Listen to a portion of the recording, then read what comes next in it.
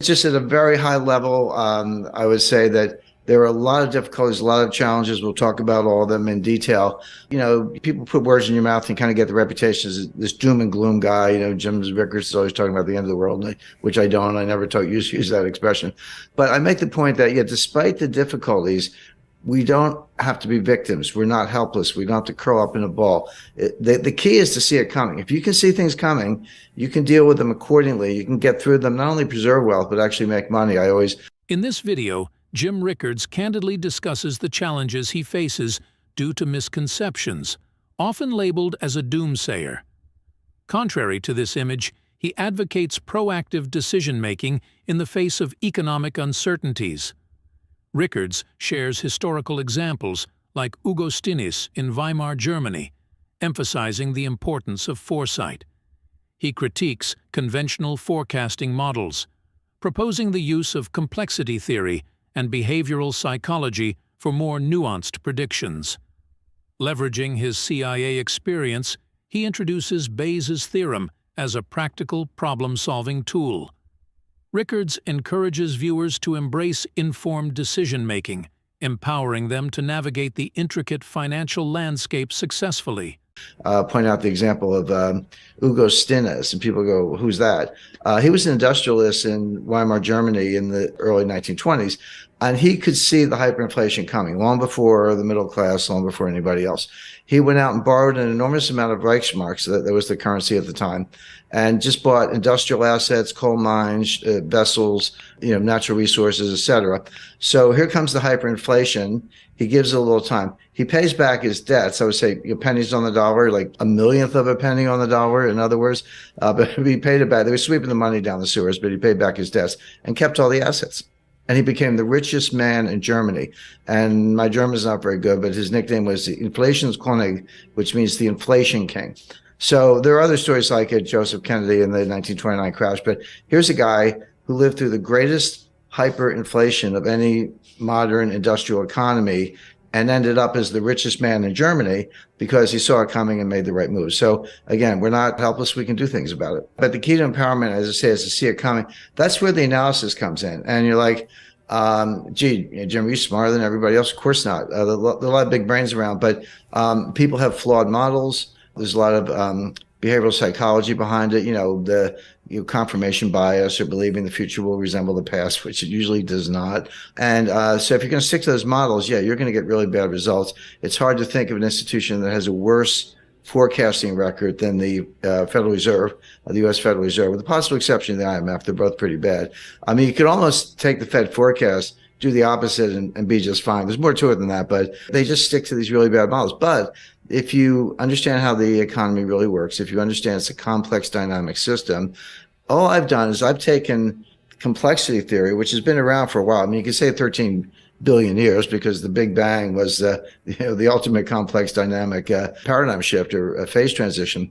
But the science of complexity, understood in mathematical terms, really dates to the kind of the early 60s. But it's been used very successfully in physics. It has a lot of applications.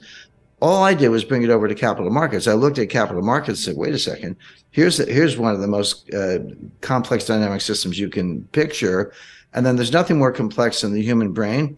So you're putting humans on top of capital markets. You've got complexity squared or some exponent. And those models work brilliantly. But try getting anyone to understand it or do that work is difficult. But again, the point is, if you have the right models, and I would include behavioral psychology, a good dose of history, complexity theory, and a few other branches of applied mathematics, you can get very good results. But if you stick to, the Phillips curve and non-accelerating inflation, unemployment rate, and a lot of other nonsense the Fed uses, yeah, you're gonna get it wrong. Does the future resemble the past? With some probability, some degree of distribution probability.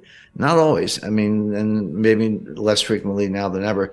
And they also assume that prices move continuously. Prices go up and down, of course, but markets don't move continuously. Or if they do, it's when you don't care. When you do care, they just gap. They gap down or they gap up. You miss it, you blink, and it's at a completely different level. It's been repriced. Now, you can still get in and out, but you've either made a lot of money or lost a lot of money in the blink of an eye. So When you take those characteristics, and this is how I started kind of deconstructing it, if you will, and said, well, look, markets are not efficient. That's nonsense. They don't move continuously and slowly. They gap up and they gap down. And if you're not ready for that, you've missed the boat. Nothing's risk-free. So why don't we start there? When I started identifying those factors that, in my view, were incorrectly applied, and you say, well, what looks like that? Well, the answer is a complex dynamic system.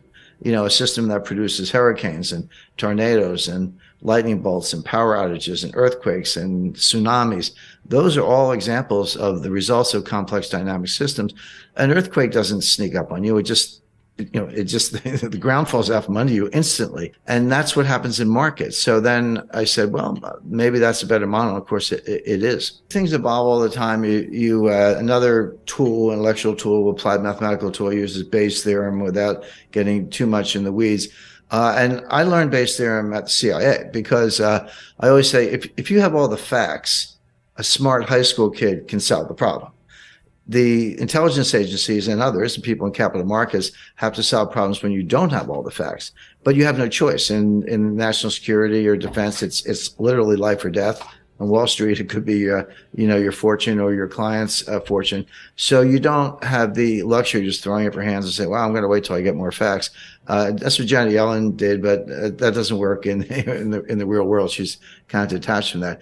So how do you solve problems when you don't have all the facts you need to really solve the problem, and you know it, but you have to deal with it anyway because it's coming at you? Well, Bayes' theorem says assign an initial probability, a priori assumption. Just not make it up, but do the best you can, recognizing that you're going to fall short, that you've got missing pieces in the puzzle, if you want to put it that way.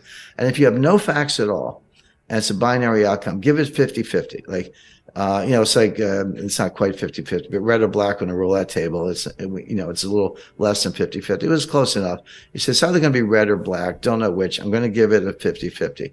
And then what you do, this is what statisticians hate, you update it based on subsequent facts. As new facts come in, you put them back in the model, you update it, and what you'll discover is that your probability either goes up or down. Well, if it goes down more than a certain amount, you discard it. You say, well, that's wrong. I just do it again.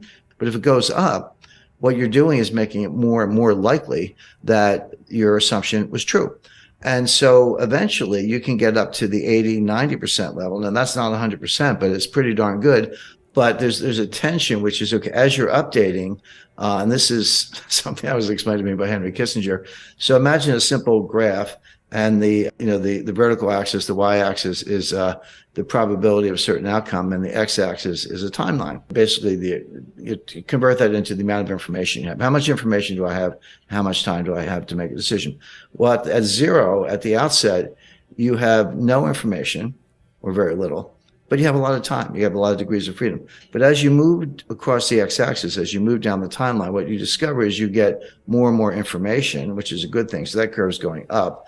But you have less and less time, fewer degrees of freedom. That curve is going down. So when you get all the way to the other end, it's like, hey, I have perfect information, but it's too late. It's over. I missed either war started, or I lost all my money, or something bad happened. So what you look for is the sweet spot in the middle, call it the Kissinger cross, where I have enough information to be smart, but enough time to have degrees of freedom and be able to act. You look for that sweet spot in the middle, and that's when you act. And with a little humility is a very good tool, a good addition to the formula.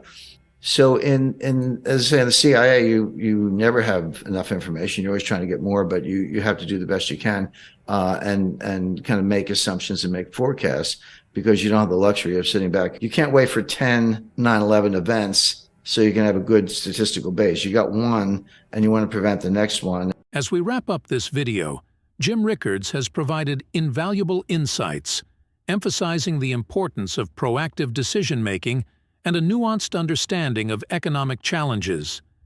If you're committed to staying informed and navigating the financial landscape with confidence, make sure to hit that subscribe button. By subscribing, you not only support this channel, but also ensure you never miss out on the latest discussions and analyses.